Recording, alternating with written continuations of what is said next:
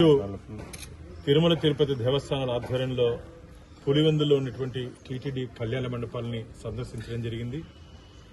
వీటి అన్నింటినీ పాతగా ఉన్నటువంటి కళ్యాణ మండపాలన్నింటినీ దాదాపు పులివెందుల అసెంబ్లీలో 6 కళ్యాణ మండపాల దాకా టీటీడీ కళ్యాణ మండపాలు ఉన్నాయి. అన్నింటినీ ఆధునీకరించి దీన్ని ప్రారంభించాల్సింది ఆలస్యమైందని చెప్పి ఇక్కడ నుంచి స్థానికుల నుంచి నాకు మా శశిభూషణ్ రెడ్డి గారు అలాగే శివమోహన్ రెడ్డి గారు వీళ్ళందరూ నా దృష్టికి తీసుకురావడం జరిగింది.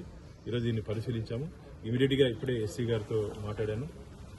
ఒక 30 రోజుల లోపల దీన్ని ఖచ్చితంగా ఇటువంటి చిన్న చిన్న మైనర్ రిపేర్స్ అన్ని దాన్ని పూర్తి చేసి ప్రజలకు అందుబాటులో కళ్యాణ మండపం అందుబాటులో వచ్చే దిశగా ఖచ్చితంగా టీటీడీ అధికారులతో చైర్మన్ గారితో మాట్లాడి దీన్ని ముందుకు తీసుకుని వస్తాం. ఎందుకంటే ఈరోజు పేదవారికి కళ్యాణ మండపాలు బయట దాదాపు లక్షల రూపాయలు తీసుకుంటున్నారు. టీటీడీ కళ్యాణ మండపం అంటే స్వామివారి దగ్గర పెళ్లి చేసుకున్నట్టు ఒక తృప్తి, స్వామివారి ఆశీర్వాదం కూడా ప్రజలకు ఉంటుంది. కాబట్టి ఖచ్చితంగా తొందరలోనే దీంట్లో ఈ కళ్యాణ మండపం స్వామివారి కళ్యాణ మండపం తొందరలోనే ప్రజలకు అందుబాటులో వచ్చే దిశగా మేము ప్రయత్నం చేస్తాం. ఇంకా ఏదైనా స్థానికంగా ఏదైనా ఇబ్బంది ఉంటే మా దృష్టికి తీసుకుని వస్తే వాటిని పరిష్కరించడానికి నేను సిద్ధంగా ఉన్నా అని చెప్పి తెలియజేసుకుంటున్నాం. గోవిందనారాయణ సార్, గతంలో టోకెన్లు ఇక్కడ కడుతున్నారు సార్ దర్శనానికి, మీరేమైనా ఈసారి అంటే ఇప్పుడు ఉంటున్న పద్ధతిలో అంతా ఆన్లైన్ సిస్టమ్ అయిపోయింది కాబట్టి మేము మొన్న బోర్డులో కూడా దాని మీద చర్చలు జరగడం జరిగింది. భవిష్యత్తులో టోకన్లు ఇచ్చే ప్రక్రియ అవకాశం లేదు. అన్ని ఇంకా ఏఐ టెక్నాలజీని యూజ్ చేసుకుని వాట్సాప్ ఇప్పుడు ఎందుకంటే దాదాపు 90% మంది వాట్సాప్ వాడుతున్నారు. కానీ మిగిలిన 10% కూడా ఇబ్బంది పడుతున్నారు ప్రజలు. ఇట్లా టెక్నాలజీ లేని ప్రజలు వాళ్ళకి కూడా ఏ విధంగా అందుబాటులోకి తీసుకురావాలో ఆ విధంగా అందుబాటులోకి తీసుకుంటారని మేము సిద్ధంగా ఉన్నాం. ఖచ్చితంగా తిరుమల గోవిందుడు అందరివాడు కొందరివాడు కాకుండా, అంటే మీరు చెప్పినట్టు ఆ టెక్నాలజీకి సంబంధించిన వారికే పరిమితం కాకుండా మిగతా వారికి కూడా ఏ విధంగా దర్శనం సులభ దర్శనం కావాలో ఆ విధంగా మేము ఆలోచిస్తున్నాం.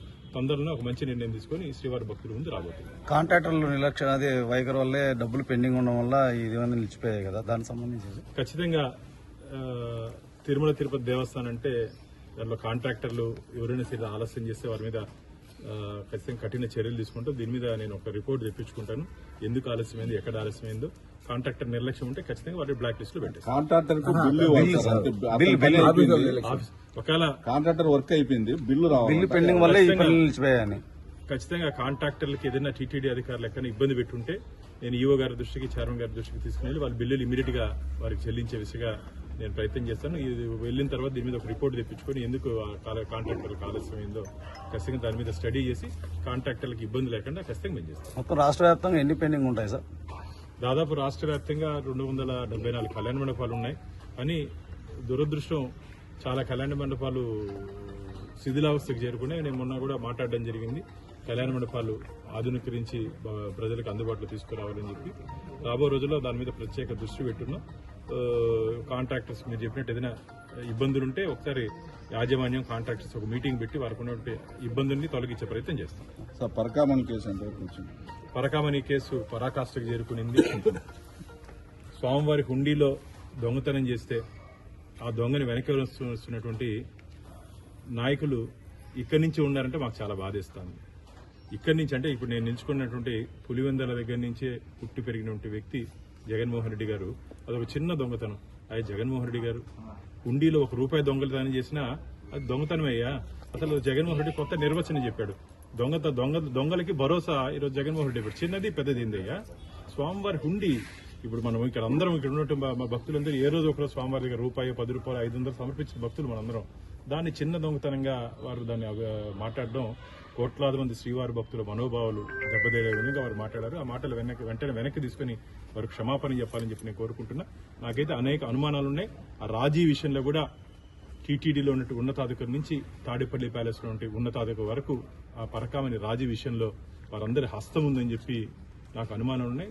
ఇది నేను ఒకటే అడుగుతున్నా, ఆ సీసీటీవీ ఫుటేజెస్ ఎక్కడికి పోయాయి? మామూలు ఏదైనా దొంగతనం జరిగిన తర్వాత దానికి ఉన్నటువంటి పంచనామా చేసి ఎక్కడ పొరపాటు జరిగింది, ఏ విధంగా జరిగింది, ఎందుకు జరిగింది పంచనామా చేసి ఆ సీసీటీవీ ఫుటేజ్ కూడా సీజ్ చేసి కోర్టుకి సమర్పించాలి. కానీ ఆ సీసీటీవీ ఫుటేజ్ పూర్తిగా డిలీట్ చేశారు. ఎవరు డిలీట్ చేశారు, ఎందుకు డిలీట్ చేశారు, దాని మీద నేను హైకోర్టులో రిట్ పిటిషన్ కూడా వేశాను. ఈ వారం అది కోర్టు ముందు కూడా రాబోతోంది. అదృష్టవశాత్తు ఒక భక్తుడు ఆ విజువల్స్ నాకు ఇచ్చిన కారణంగా అది మీడియా మిత్రుల సహకారంతో శ్రీవారి భక్తుల ముందు పెట్టడం జరిగింది. అదే ఈరోజు ఆధారమైంది. కానీ దురదృష్టం దాంట్లో ముఖ్యంగా ఉన్నటువంటి ఏవీఎస్ఓ సతీష్ కుమార్ కూడా అనుమానాస్పద మృతి. దాన్ని కూడా తొందరలోనే పోలీసు ఎంక్వైరీ చేస్తున్నారు. ఏ విధంగా జరిగిందో అది కూడా శ్రీవారి భక్తుల ముందు, ప్రజల ముందు రాబోతుంది. సార్, మీ పాలక మండలిలో మీడియా మిత్రులు మీకు సుపరిచితమే అందరూ. మీ పాలక మండలిలో మీడియా మిత్రులకు సంవత్సరానికి ఒకసారి ఫ్యామిలీతో దర్శనానికి అది మీరేమైనా మీ బోర్డింగ్ మీటింగ్ లో ఏమైనా అమలు అంటే ఈ సంవత్సరానికి ఒక దర్శనం అనేది మా స్థానికంగా ఉన్నటువంటి తిరుపతిలో ఉన్నటువంటి మీడియా మిత్రులకు అందిస్తున్నాం, వారు కూడా చేయిస్తున్నాం.